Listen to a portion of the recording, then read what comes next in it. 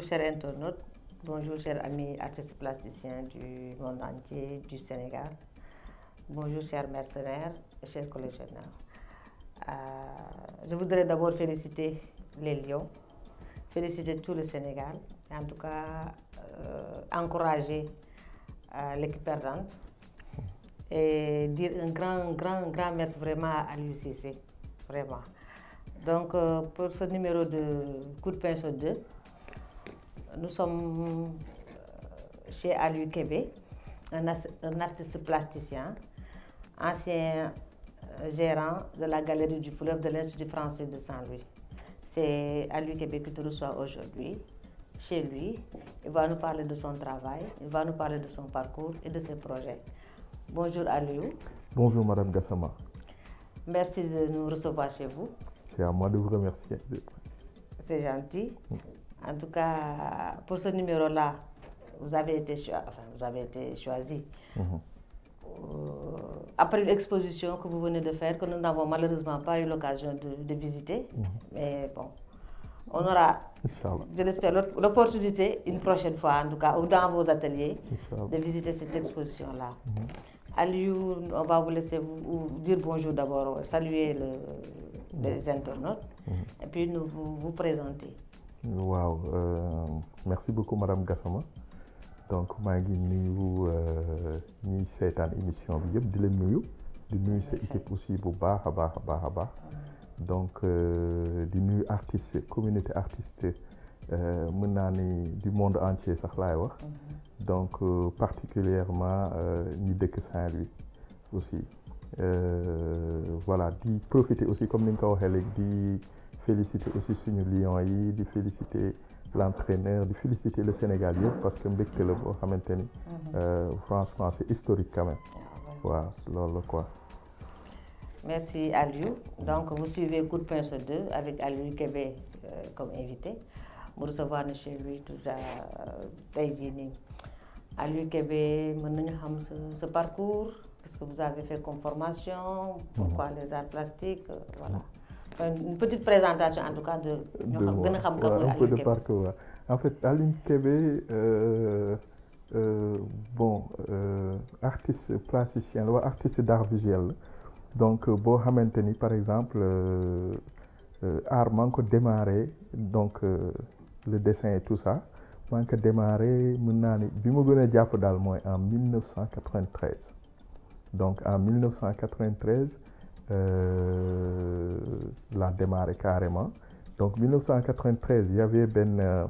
atelier de peinture, vous m'avez rappelé, CRDS la amoon, avec un artiste mexicain du nom de Ricardo, quelque chose comme ça. Donc moom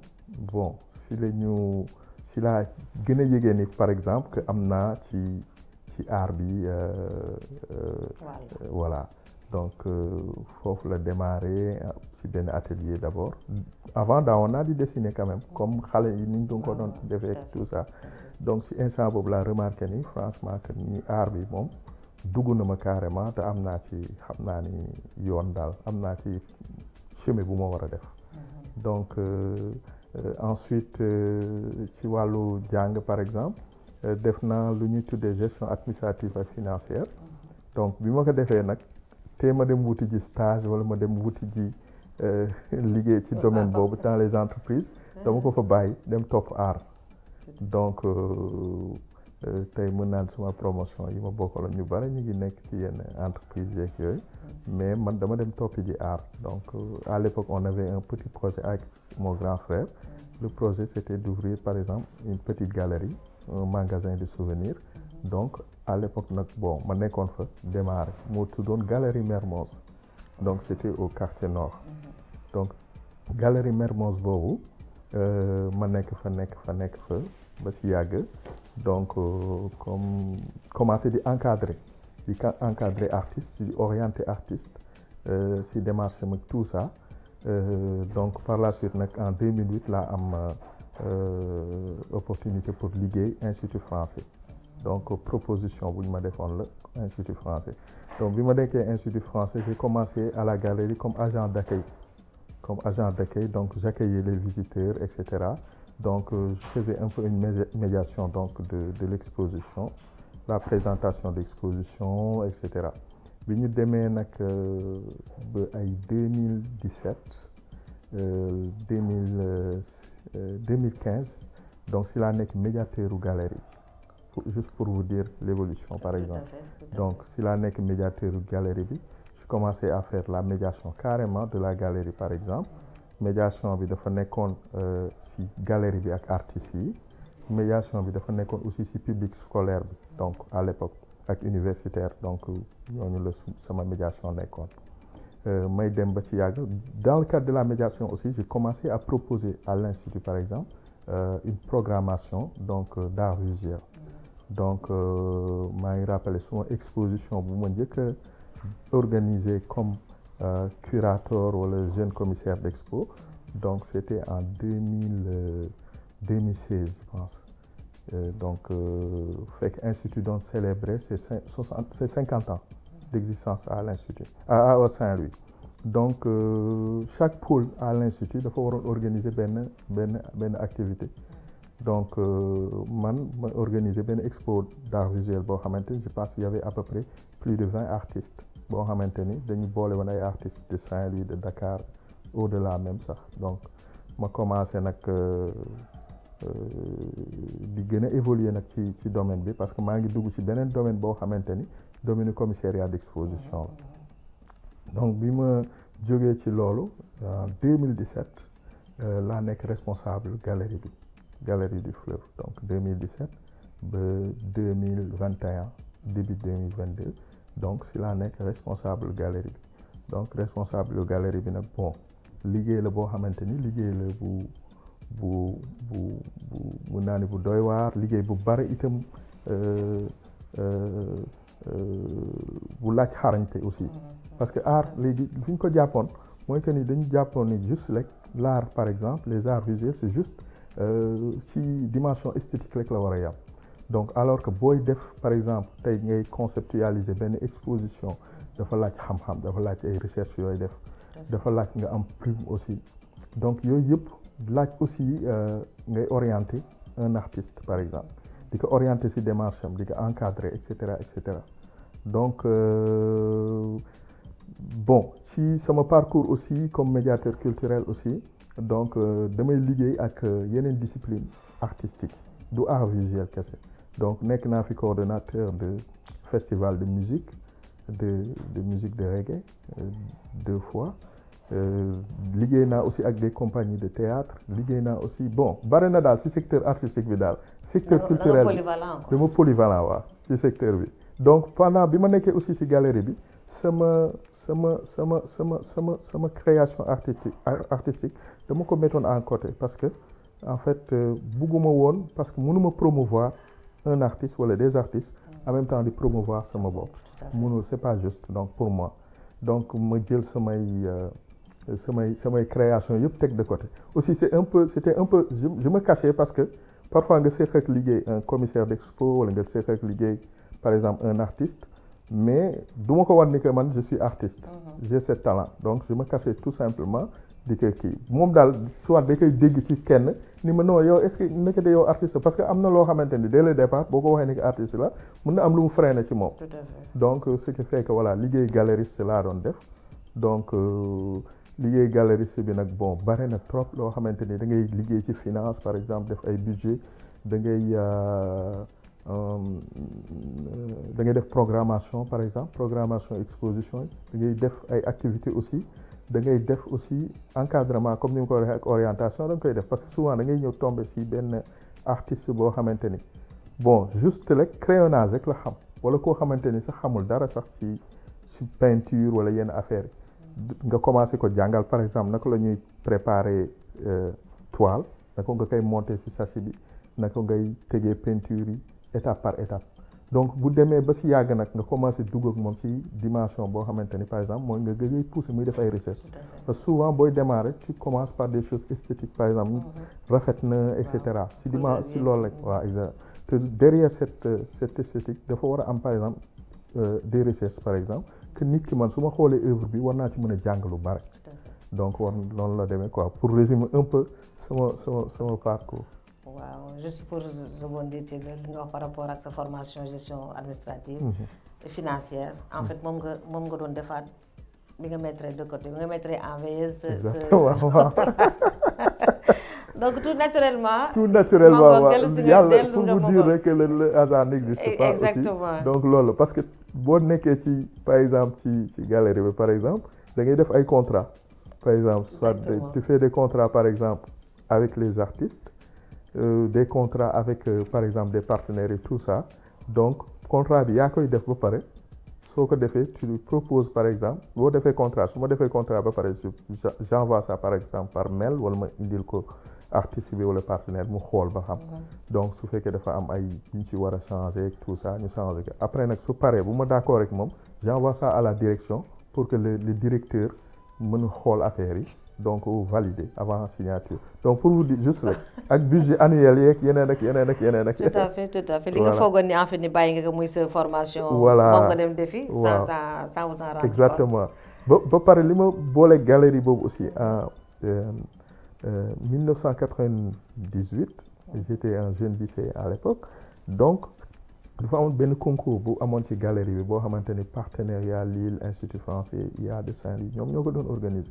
donc man je participais à ça en tant que dañoo ko organiser pour élèves donc je participais donc mën naa ni bon sama première raaya bu ma njëkk am ci art foofu laa ko amee donc te temps boobu élève la donc ku ma waxoon ni ma pour vous dire que le hasard n'existe pas dinaa mës a liggéey fii ba dafa nekk responsable ba di et cetera donc voilà quoi. donc am na loo wax sànq lu am solo mooy ñu bari xamuñu woon ni artiste nga effectivement man mii sax en fait si suñu résidence yi particulièrement la dernière résidence ci la dooraa xam ne effectivement da ngay peindre mais pour man galerie bi nga yoree artistes yi ngay promouvoir galerie bi ngay animer c'est loolu laa mës a foog et ça a été une agréable surprise bi ma gisee ni yaa ngi liggéey bu baax a baax ma ci profité pour nuyu waa sunu art waa Pello art ak waa vraiment ces jeunes artistes yi nga xamante ne ko ñu ci bari sa loxo la ñu jaar modestement discrètement jàppal nga leen bu baax a baax et ñoom fu ñu toog dañ koy wax fu ñu toog dañuy wax ni Aliou Kébé bu ñu commencé tey Aliou Kébé la bu ñu liggéey tey Aliou Kébé la lan moo indi xaw ma fibre laa ko wax xaw ma nga xamante ne ko ñoom ñëpp dañuy ñëw vers yow ñëpp nga jàppale leen te tey gis nañu ñoom ñëpp talent bi ñu am comme wax nga ko léegi mënuloo di promouvoir keneen di promouvoir sa bopp muy une générosité laa ko mën a wax boo xamante ne ko am nga ko boo xamante ne ko yaa ngi jàppale ces jeunes artistes là da nga préféré mettre en veille sa liggéey pour jàppale ñooñu lan la c'est quelque chose de naturel wala da nga gisoon ci ñoom loo xamante ne ko convaincre na la ba nga ne yow war ngaa mën a toog pousser leen ñoom ñu dem. alors il y a deux choses par exemple c'est quelque chose de naturel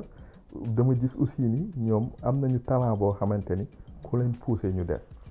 donc franchement te bon comme damay delluwaat tuuti ci médiation par exemple culturelle souvent da ngay am cible donc il fut des moments yoo xamante ni doyen yi kese laa doon promouvoir donc comme ñoom Pa Badiane comme ñoom Pa Adama Sylla comme ñoom Pa Mballo et cetera ay doyen kese laa doon promouvoir donc ba ma xoolee ba ci yàgg depuis à peu près ay 4 ans mu ni nag jot na 5 ans 6 ans mën naa ni mu ni jot na nag ma changer par exemple sama cible ci médiation artistique par exemple cible bi ma war a def ci artistes yi donc ma gis ay jeunes yoo xamante ni franchement jeunes yu bëgg lu ñuy def la mais dañu soxla juste le ku leen pousser derrière pour ñu mën a jàll donc ci cadre boobu laa créé woon lu ñuy tuddee benn genre festival universitaire bu tuddoon Campus Play Art donc Campus Play Art dafa nekkoon parce que dama xool université en fait su ma mësaan def médiation su ma bindee envoyé mail au niveau du rectorat wala au niveau de l'UFR/CRAC et cetera affaire yooyu donc souvent gars yi dañuy am problème pour indi étudiants yi ci galerie bi ak tout ça donc ma ni léegi ban pexe laa war a def par exemple pour que étudiants yi di fréquenter institut wala d'une manière générale particulièrement galerie ma ni léegi lu ma mën a def mooy comme j'avais des étudiants en stage xaar ma jaar ci ñoom ma waxtaan ak ñoom ma ne man du ma bëggoon créer benn concept affaire yooyu donc benn étudiant ni non nañ ko tuddee Campus Play Art on avait commencé donc Campus Play Art bi nag dafa amoon ay atelier d'initiation la donc amoon na peinture moo doon lépp moo doon basé amoon na musique amoon na slam amoon na danse amoon na sax mode voilà donc te étudiants yi lépp ci biir étudiants yi lépp ci biir étudiants yi donc après par la suite nag laa commencé nag di collaborer ak waa Crous ak tout ça donc si dernière édition yi ba pare Campus Play Art bi toujours un étudiant moo ko doon coordonné donc man je suis toujours derrière la donc amoon na sama benn directeur boo xam avant muy dem lu ma njëkk lu ma conseil bi avant muy dem parce que bokkoon naa si ñu ko mujj def ni ma Alioune il faut que nga mettre sa bopp voilà parce que je vois que dama xool projet yu bare yoo xam ne dañ koy indi fii yow tu es derrière tu es toujours dans l'ombre tu te montres même pas affaire yi donc s'il a créé par exemple lu mel ne Mon pinceau ma vie et cetera donc ay concept la yoo xamante ni jeunes artistes yi donc lay promouvoir jeunes artistes yi aussi lay mettre en valeur donc beneen affaire bi aussi mooy que ni bon pour encadrer un artiste wala accompagner un artiste dafa laaj temps bu bare donc parce que artiste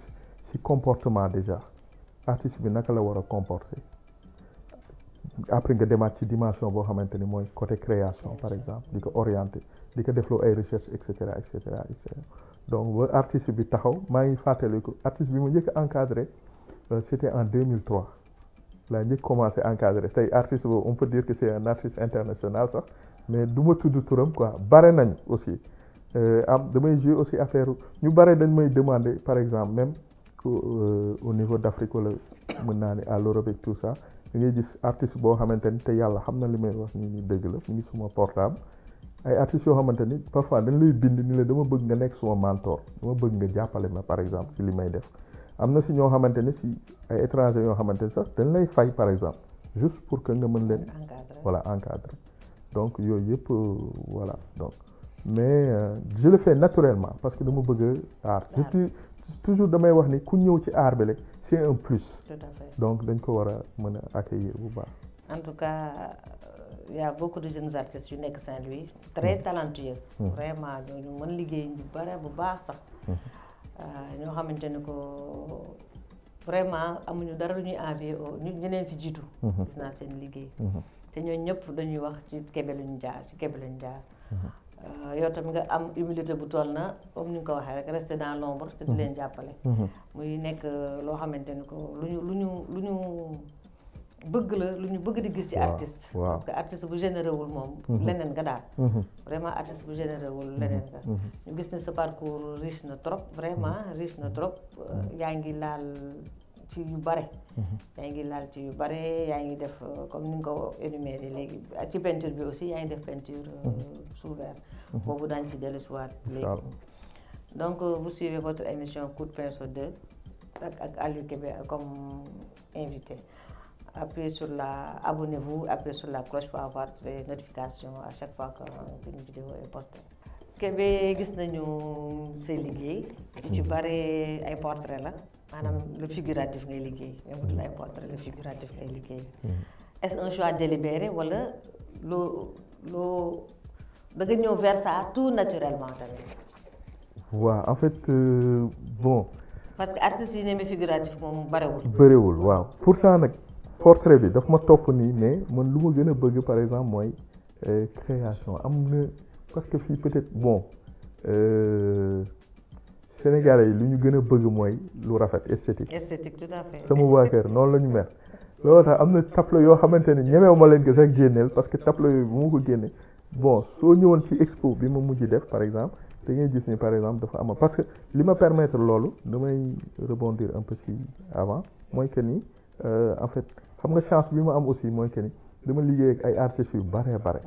ay artistes yu mag yu bare yoo xamante ni ku si nekk par exemple xam naa li ngay liggéey ak sa démarche loolu dafa jouer ci sama kii loolu tax su ma liggéey par exemple ci support yu bare laay exprimer wu damay liggéey sous verre par exemple damay liggéey sur toile damay liggéey sur dernière création bu ma def par exemple sur bassin laa ko def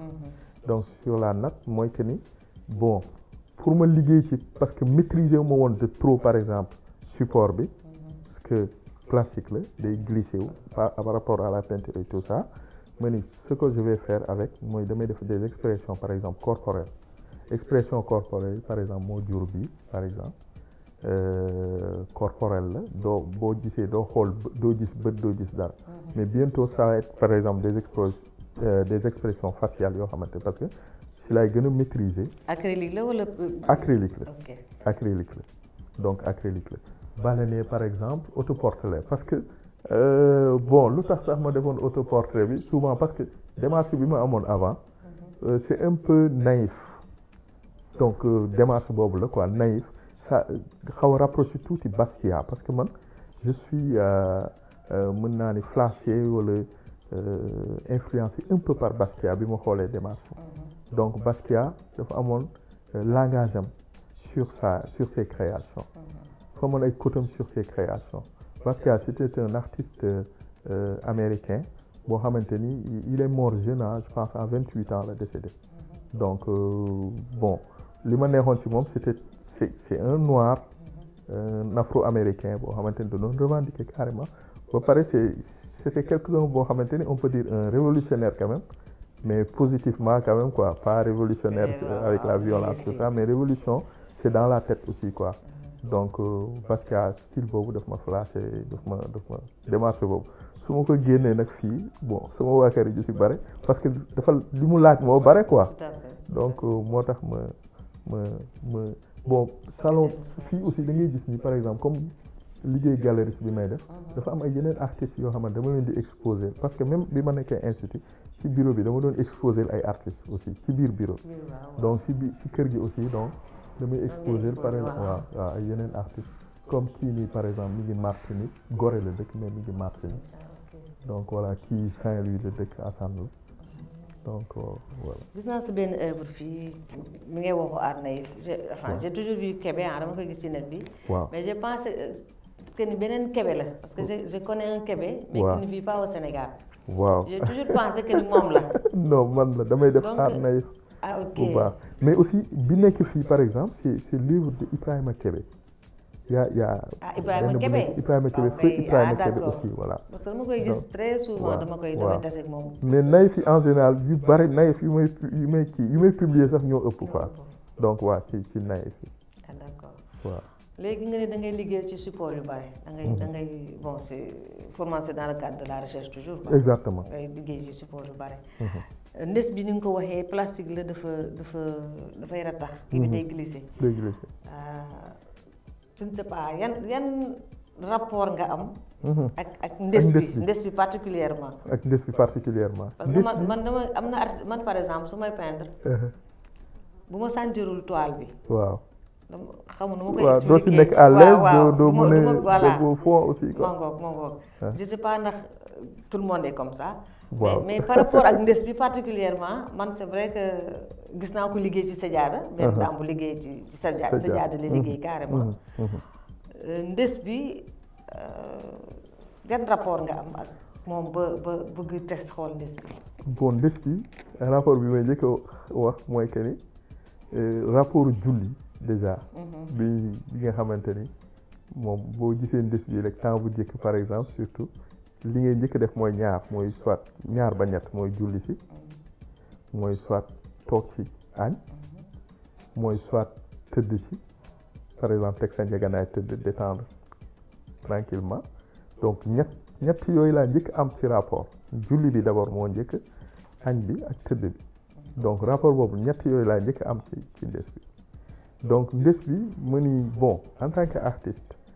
je pense que war nañu si recherche bi ngay wax war nañu mën a xalaat par exemple du lekk toile moo ñu permettre par exemple que ñu def un tableau et tout ça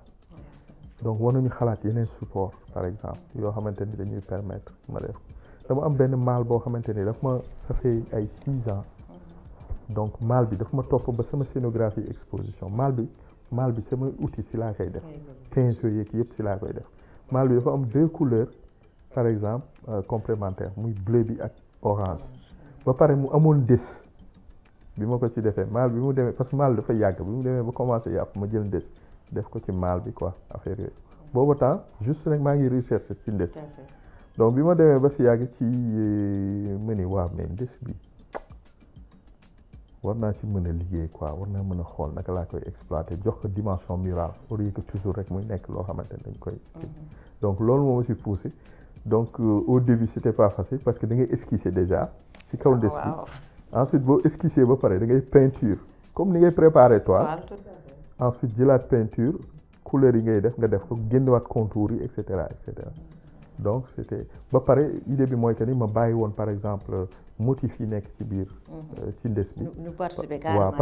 parce que aussi artiste da nga war a suivre tendance par exemple man damay suivre tendance bi par exemple boo xoolee actuellement surtout au niveau de l'Afrique par exemple ñu bare li ñuy wax animation graphique dafa am doole léegi ci création yi artistes yi di def te li influencé loolu mooy wax yi par exemple mooy suñu tissu yi moo influencé loolu donc ba nga xamante ni animation graphique yenn saa yi da ngay dessiner un tableau par exemple mën na nekk portrait et tout ça mais derrière le fond il faut nga jéem a créer des choses donc loolu moom moo indi par exemple en tout cas ça a été une excellente idée nga xool kii bi nga choisir ndes bi peut-être que comme ni nga ko waxee on doit pouvoir essayer d'autres supports waaw vraiment parce que toile c'est bien toile c'est vrai mais peut-être que ce talent peut-être que ce mën-mën mi ngi nekk ci complexité support bi ngay utiliser exactement toile da ngay dem ba da nga koy miin ba voilà mooy loolu loolu ko boo essayé am nga ndes bi am nga sijaada bi comme ni ko daan bi waxee am nga vent yi layu yi am nga plein de choses yoo xamante ne war nañ ko mën a exploiter daal vraiment et je pense que j'espère sax laay wax que ni la jeune génération buy ñëw noonu lay bousculer génération bu njëkk bi fi nekkoon waaw doguma la sax toujours damay wax artistes yi toujours ma ni leen surtout jeunes yi la nouvelle génération mën leen yéen a war a révolutionner art absolument actuellement bu art par exemple boo xoolee dans l'histoire de l'art bon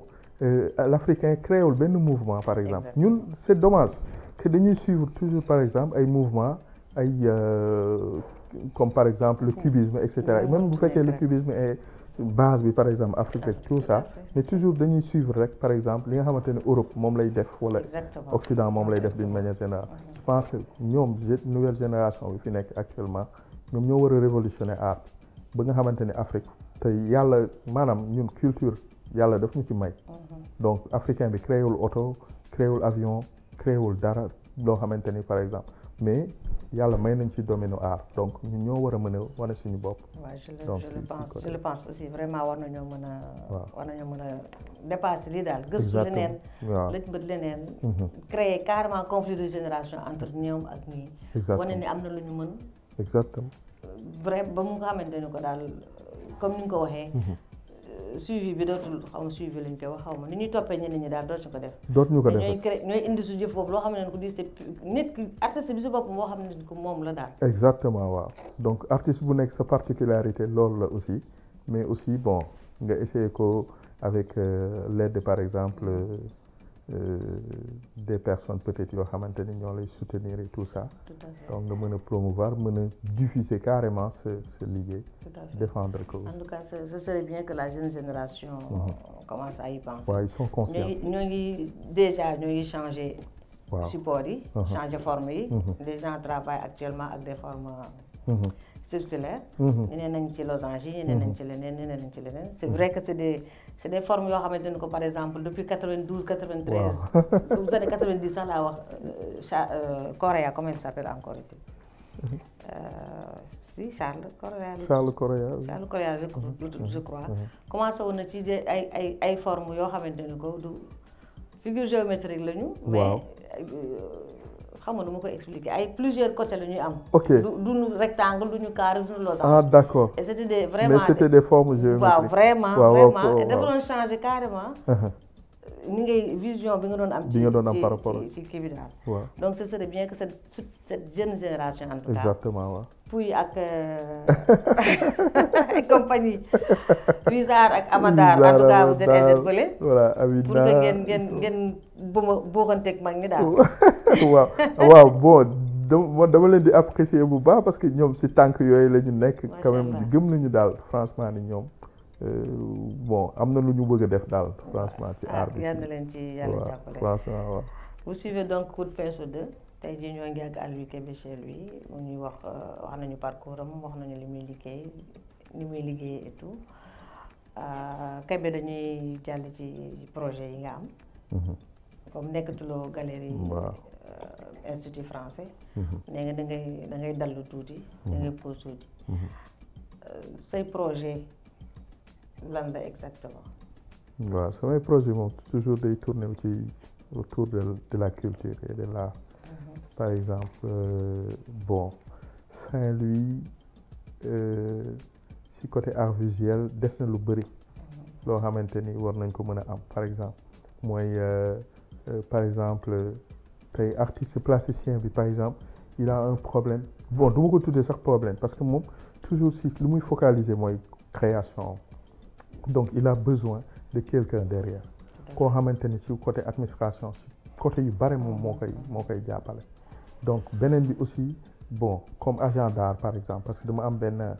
benn structure boo xamante ni créé woon naa ko sax mais ba tey dama ko bàyyi woon tuuti quoi mu xaw a kii waaw parce que mënuma ko boole woon ak liggéey institut mi ngi tudd Baobab Art Culture donc agence Baobab Art Culture donc agence la boo xamante ni loolu rek moo ko tax a jóg par exemple liggéey ak artistes yi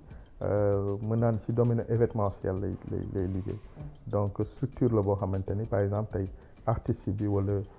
acteur culturel bi bu fekkee dafa am lu muy organiser par exemple moom mën na ñëw contacter soit agence bi ci boppam moom moo koy defal liggéey yu bare comme prestataire donc loolu benn la ci projet yi par exemple wala nekk agent wu artiste bi par exemple donc moom mooy démarcher par exemple des expositions pour artiste bi mooy démarcher yu bare daal ci pour artiste bi ba pare papier yi artiste bi soxla moom moo koy defal donc artiste bi administration daal moom waaw moom moo koy defal lépp ba pare artiste bi bon bu amee yenn contact yi aussi par exemple war a exposer quelque part agence bi moom mooy xool mooy saytu ndax war na mën a dem wala warul mën a dem mooy défendre intérêt artiste bi bon beneen bi aussi agence bi par exemple artiste bi bu ko neexee parce que il faut que nit ki mën a dund et tout ça artiste bi am na yoo xamante ni ay activités yoo xamante ni agence bi yoonam nekku ci par exemple comme par exemple nit ñëw na jënd ci këram wala ci atelier am agence bi yoonam nekku ci maanaam y a pas de pourcentage pour ça mais su fekkee ne c'est une exposition organisée par l'agence par exemple l'agence a ses pourcentages par exemple sur l'œuvre qui est vendue et tout ça parce que aussi dafa am liggéey boo xamante ne aussi dañ koy def te il faut dañ ciy liggéey ak ñeneen donc te ñooñu aussi dañuy soxla ku leen kii donc boobu benn la ci projet yi ci côté commissariat d'exposition aussi maa ngi préparé par exemple ay exposition donc yoo xamante ni bëgg naa ko def ak ay artistes fii ak même au-delà par exemple faire aussi sortir les artistes d'ici donc loolu aussi dafa bokk ci sama projet yi quoi bon bari na donc. et des expositions personnelles hors du Sénégal au Sénégal c'est amuloo prévoir loo ko. waaw récemment j'ai fait 2 expositions en France. donc ci cadre benn festival bu fa amoon donc c'était en mois de novembre ak octobre ak novembre donc ensuite exposition bi ma mujj def en décembre janvier donc voilà j'ai exposé j'ai aussi des propositions par exemple de résidence et tout ça mais toujours il faut du temps par exemple pour ça voilà. Parce que maintenant bon les résidences aussi c'est intéressant quand même exposer baax na trop mais les résidences c'est intéressant parce que résidence yi day permettre artiste bi que mu approfondir par exemple ses recherches et tout ça donc il est à l'aise donc juste focaliser wu ci liggéey bi muy def donc tout ça là c'est résidence moom comme ni nga ko waxee vraiment c'est une excellente chose malheureusement à Saint-Louis bariwul ay des résidences yu ñuy organisé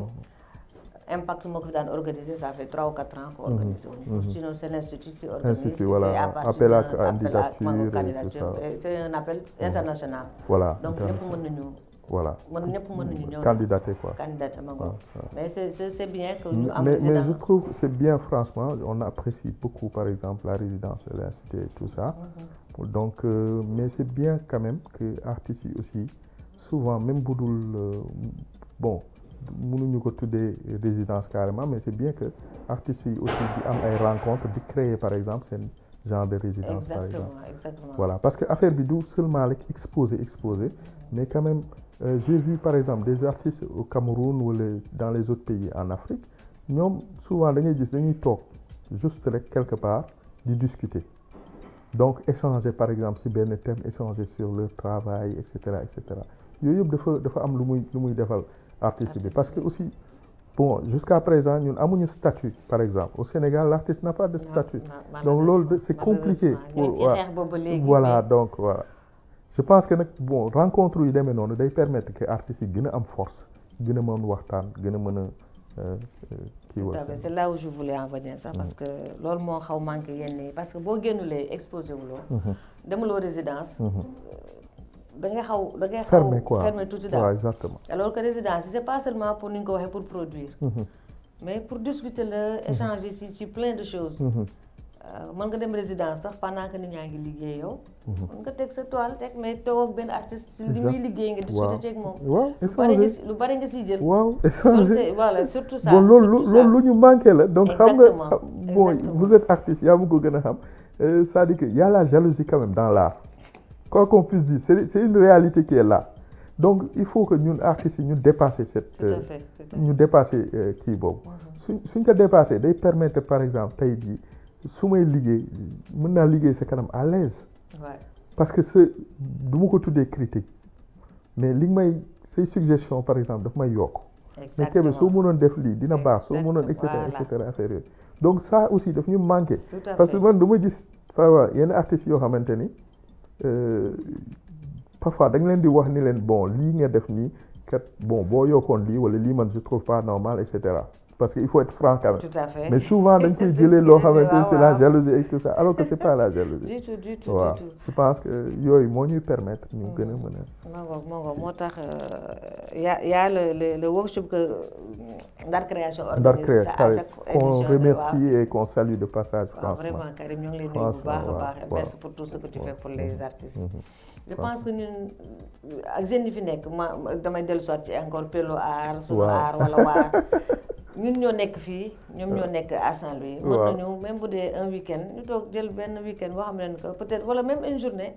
d'échange. waaw résidence bu gàtt lay doon. xam nga résidence sax xam nga affaire bu gàtt lay doon. waar mi ngi doon développer projet boobu. bon mën naa par exemple juste rek des rencontres yoo xamante ni rencontre genre yendu lay doon yoo xamante ni les artistes vont travailler sur place. Il y a même un artiste qui a boo xamante ni am na espace. bu mag je l'ai visité à Ngalel boo xamante ni moom il est disponible par exemple à accueillir des artistes dans cet espace donc nga xamante ni artistes yi dañu mën a gisee discuter donc génération yi aussi daje seen biir donc loolu yëpp day am il faut ñu bàyyi par exemple man lu ma gëmul mooy ku nekk toog dans ton coin ngay essayer di def quelque chose il faut ñu jéem a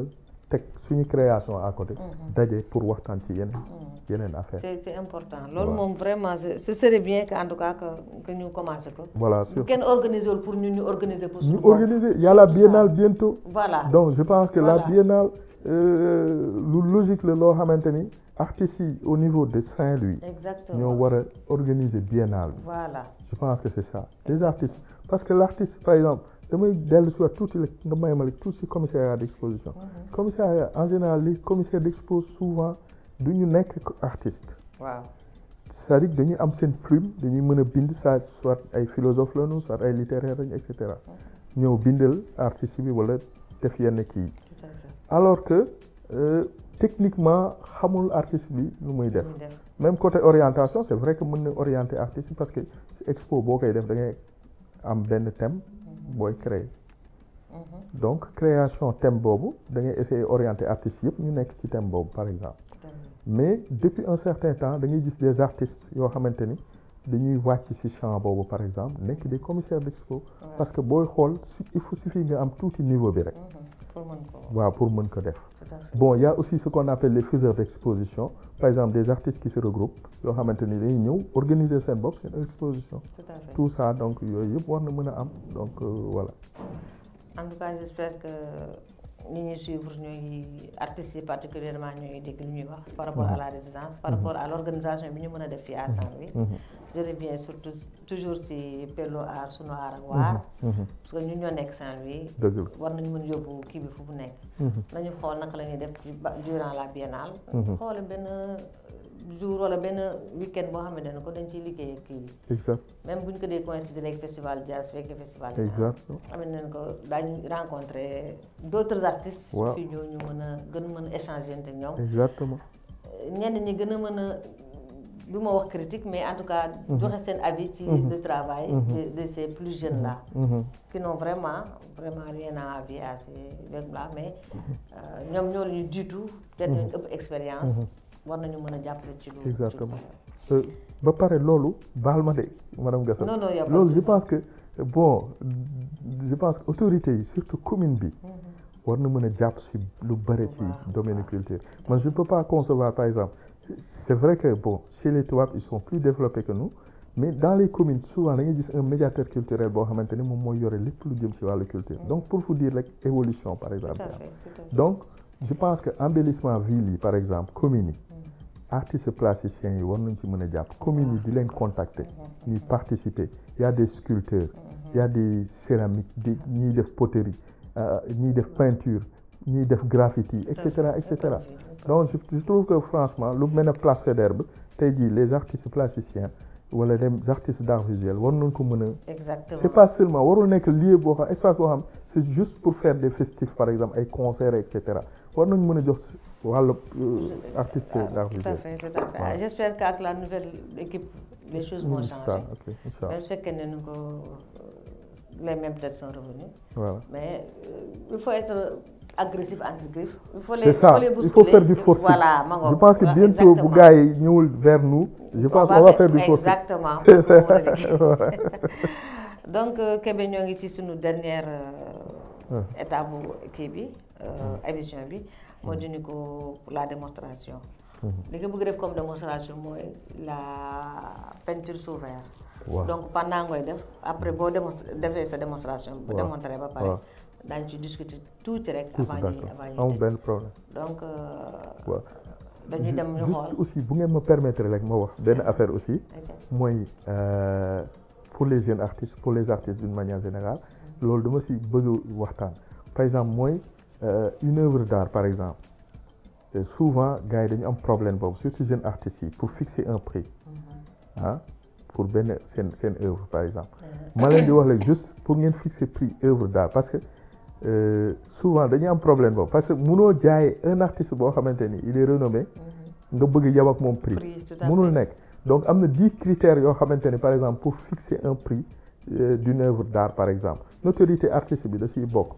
matériel yi ñu utiliser da ciy bokk peinture bi support bi format bi tout ça da ciy bokk donc pour que jeunes artistes yi ñu bàyyi xel ci loolu que ñu xam ni même bu fekkee ne amuñu marché de l'art mais nañu bàyyi xel ci loolu xam ni fa la ñu jëmi un jour donc ñu bàyyi xel ci loolu aussi. surtout que pour les notoriétés léegi nit ñi xoolatuñu sax li ñuy liggéey. exact tur bi la ñuy jënd. signature bi voilà ma ngoog signature bi la ñuy jënd. non mais li ñuy liggéey mu baax. nañu am kii bi seen collection rek. non toujours loolu la li may wax jeunes yi mën na leen yéen a ëpp énergie par exemple parce que yenn saa yi boo xamee œuvre d'art par exemple boo xoolee œuvre bi da ngay xam ndax nit ki il a de l'énergie wala déet. tout à fait donc ngay gis koo xamante ni il est renommé par exemple signature am kese mooy dem. da ngay xool tableau bu fekkee ne dafa jël yenn âge du mën a def yenn effort donc voilà quoi donc mais bon dañ leen di ñaanal suñu bopp ba ñu àgg foofu. incha allah waaw donc mën nañ dem ci démonstration. voilà.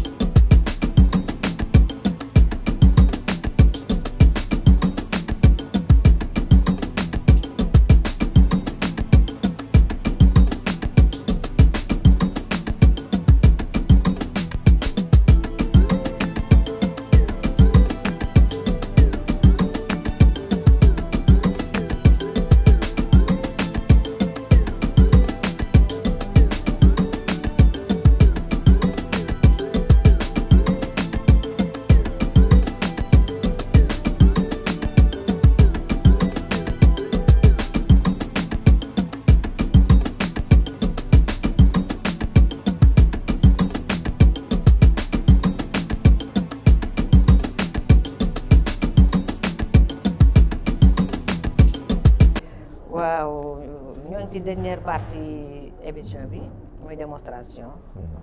Aliou Kébé gis nañ li ngay liggéey peinture bi ngay def ci sur toile. léegi pour la démonstration da nga préféré def ko ak peinture sous verre. mu nekk beneen technique. booy exploiter beneen technique booy titiller. di ci liggéey. pourquoi peinture sous verre? waaw peinture sous verre technique bi c'est particulier au Sénégal. donc toile ak yeneen yëpp xam nañ mais sous verre Sénégal te sous verre bokk na ci art bi ma gën a bëgg discipline bi ma gën a bëgg ci domaine art plastique te dama koy défendre aussi bu baax parce que ñoo ko moom Sénégal histoire bi fu mu jógee ci Orient ba ak ci fii ñu koy tuddee sous verre donc temps bi duñu may xam naa pour ñu ci wax ak génération artistes yi ko njëkk a commencé en général ay autodidacte la ñu woon donc ay autodidacte ñoo ko njëkk ba pare mu nekk art bu populaire aussi à l'époque boo amul suweer sa kër donc amoo dara da nga doon jël gis kër yi ni ñu doon ko xoymetee temps bu njëkk ak xoymet ak ay photo yu ndaw ak yooyu noonu lañ doon ci defee ay suweer aussi donc ay alburax photo sëriñ yi suweeru sëriñ yi maanaam nataalu sëriñ yi tout ça donc ak mag ñi ko doon défendre te boo xoolee aussi sous verre man je suis autodidacte donc boo xoolee sous verre en général ay autodidacte ñoo ko doon utiliser ñoo ko doon def après nag peut-être ay académiciens yoo xamante ni si li ñu ñëw commencé ci def vers les années 90 commencé di def fixé sous verre. sous verre waaw sous verre comme ni que ñu bari doon waxee artistes yu bari am nañ ci une bonne collection au niveau du musée. mais ñoom li ñu daan def ak ñun li ñu def léegi ak sous verre léegi parce que waxtuñu sous verre. sous verre la ñuy wax c'est vrai que sous verre moo doon exposition photo rek. dafa évoluer tellement que léegi avant ay images rek nga doon def. excusez-moi ay photo rek nga doon def. ay jigéen en général ay scènes de. image naïve souvent waaw exactement. mais léegi évolué na bu baax a baax. et je rends hommage à une dame Anta Germaine Gaye que je salue au passage. fer et verre lay boole. fer et verre noonu la bañ nag voilà atelier am noonu la tudd fer et verre. parce que sous verre lay def. ak fer. ci loolu lay liggéey. pour wane rek ni évolué na bu baax a baax. c'est vrai que ñu ñuy def ñun présentement ni xëy na suñuy recherche yeggagul ci loolu muy essayé moom. mais en tout cas ñun sur le plan contenu. la peinture sous verre a beaucoup évolué. waaw et comme ni nga ko waxee technique bu xaw naqari la bu xaw metti la. waaw parce que baal ma de. non amul problème. ça prend du temps aussi. donc pour que mu woo tout ça. donc avant booy xool gars yi am na ñoo xamante ni dañ doon yett seen xalima di ko dessiner di def ci encre bi di ko dessiner léegi évolué na ba nga xamante ni rotring la ñuy utiliser. rotring benn bic la boo xam ne architecte yi dañ doon ko utiliser. donc souverainiste di ko utiliser en 2017 2018. dama créé woon benn résidence bu tuddoon expérience souverainiste parce que pour wax la ci évolution bi par exemple parce que les souverainistes parfois lu tax sax souverain gars yu bare jàppewuñ ko woon ci comme art dañ ko jàppe woon artisanat parce que boo xoolee ci boutique de souvenirs yi village artisanaux yi tout ça da nga doon jël souverain et puis l'image était reproduite plusieurs fois. donc l'idée de cette expérience de souverainiste c'était de changer cet regard, de changer les démarches, par exemple, à ce que les souverainistes puissent créer, par exemple. Foofu la Amina, commune jeune Amina, njëkk def résidence ak ñeneen parce que dañu regroupé woon ay souverainistes yu ci bokkoon. mais ci biir atelier bi aussi ci biir résidence il y avait des photographes par exemple yoo xam dañ doon ñëw di wax seen impression aussi di joxe conseil. il y avait aussi d'autres artistes yoo xamante ni dañ doon ñëw di participer l'idée c'était que boo xoolee souverain yi nekk fale juste pour vous dire depuis li ma kii ci souverain mooy que ne léegi dootuma defati fond bi carrément c'est-à-dire je peux colorier la moitié plus l'élément ensuite derrière je laisse par exemple le contreplaqué di nekk ci cadre apparaître carrément ça va me permettre par exemple de travailler par exemple aussi contreplaqué bi moom baax nga xamante ni day bokkaale ci œuvre bi y a aussi souverain boo xamante ni jot naa ko créer nekku fi mooy damay superposer des verres. par exemple cette image de cas rapide da ngay am première verre bi ngay njëkk am mooy cas rapide. Deuxième vers bi tu as par exemple l'atmosphère par exemple. Troisième vers bi mën nga am fond bi donc superposé nga am 3 dimensions par exemple ou plusieurs mètres. donc yooyu yëpp dañ koy. en tout cas c'est une technique ni nga ko waxee xëy na metti na trop. ñun on l'a essayé ak ay talibé. au moment où on voulait que. ñu bàyyi di ñu wàññi yalwaan bi. exactement donc maa ngi koy proposé ci groupe bi. waa sunu waa pour ñu essayer ko ak talibé yi. parce que la calligraphie arabe. mën nga am. ci bëgg waaw mën nga ci am mën na permettre talibé yi en tout cas. ñu liggéey si. jaay seeni œuvre. au lieu que ñuy dem di yalwaani c'est vrai que même su fekkee ne dañu wax ne ci formation bi la bokk ci éducation bi la bokk. mais en tout cas ñu former leen ci. comme dañu am un projet ak waa association taxawu talibé moo nga ATT. ce serait une bonne idée en tout cas. que ñu xool waaw ñu développer idée boobu ak Amina mi def souverain wala ak kii ñu def calligraphie arabe Moussa. waaw je pense que yooyu moom comme ni nga doon waxee war na bokk ci suñuy mission par exemple même dem au-delà par exemple dans les prisons. Tout à fait. Par exemple maison d'arrêt je pense que mën nañ fa dem di former aussi nit yi nga xamante ne ñoo fa nekk nga xamante ni suñu génnee aussi dina am lu ñu jàpp je pense que mission yi ñu am bare na lu ñu war a mën a participer ci dëkk bi bare na exactement voilà. donc vous suivez Coup de Pinceau 2 Coup de Pinceau 2 buy recevoir tey Aliou Kébé ñu waxtaan ak moom ci parcours am waxtaan ak moom ci ses projets waxtaan ak moom ci mu defal ñu une démonstration Aliou Kébé merci encore ñu ñoo ngi ci à la fin de cette émission. donc ce dernier mot lan la. waaw sama dernier mot mooy remercier la bu baax a baax franchement yaa ngi def liggéey bu am solo mën naa ne bu extraordinaire mooy li ngay def nii yaa ngi participer parce que ku nekk am na noo mën a participer ci développement culturel wu sa dëkk wala sa réew donc yaa ngi ciy participer bu baax parce que lii ngay def nii yaa ngi participer à la diffusion par exemple des arts visuels maanaam ñëw ci artiste bi fekk ko ci këram waxtaan ak moom mettre ko en valeur je pense que dara rawul loolu ci lu baax ak ci lu rafet donc dama lay remercier ci mission bi ngay def nii di la ci encourager di lancer aussi appel que les mécènes comme ni nga koy waxee ak partenaires yi sponsors yi ñu ci bare dañu war a appuyer affaire bu mel nii parce que c'est du travail remercier aussi sa équipe bu disponible bi nga xamante ni macha allah aussi franchement bëgg nañ li ñuy def ak tout ça ba pare aussi di remercier communauté artistes yi nekk fii de Saint-Louis bon di remercier aussi bon c'est normal sama yaay franchement parce que mën naa ni lépp moom la aussi di remercier sama jabar parce que artiste aussi donc bon bu amul soutien surtout ci famille wo du dem donc ñu may soutenir lañu di remercier jeunes artistes yi yëpp comme ni nga ko waxee groupe yi am ci artistes yi yëpp maanaam sunu art Pello art ak waa ñun ñëpp di remercier aussi yeneen artistes yi nga xamante ni ñoo nekk Saint-Louis yëpp les itinéraires aussi di ko encourager di ko remercier franchement si li muy def parce que mi ngi ak Abdou Karim mi ngi participer au développement quand même aussi culturel di la remercier waat bu baax a baax franchement.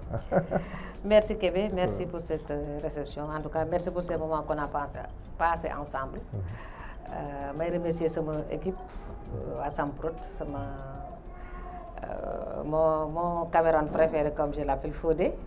Ndeye Ba ak mon réalisateur Oumar. Donc vous suiviez l'émission Coup de Pinceau 2 qui recevait Aliou Kébé, un artiste plasticien autodidacte et souverainiste aussi. On se donne rendez-vous pour le prochain numéro sur Samprod-SN. Merci à tous et répondez à l'appel entendez et répondez à l'appel de Kébé. Vous mécènes, vous collectionneurs, vous artistes plasticiens, et vous autorités administratives, politiques ou autres. Merci à tous et à la prochaine.